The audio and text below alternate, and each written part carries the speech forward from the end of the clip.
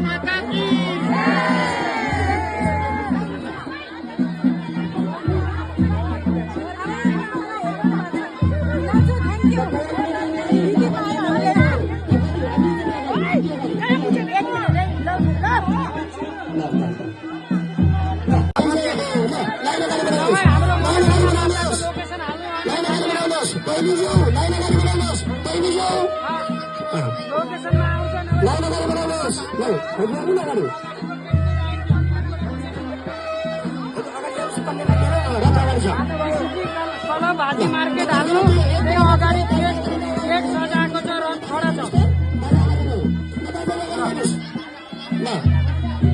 बाजा यताबाट साइडबाट जानुहोस् त, बाजा अगाडि जानुहोस्, बाजा अगाडि जानुहोस्।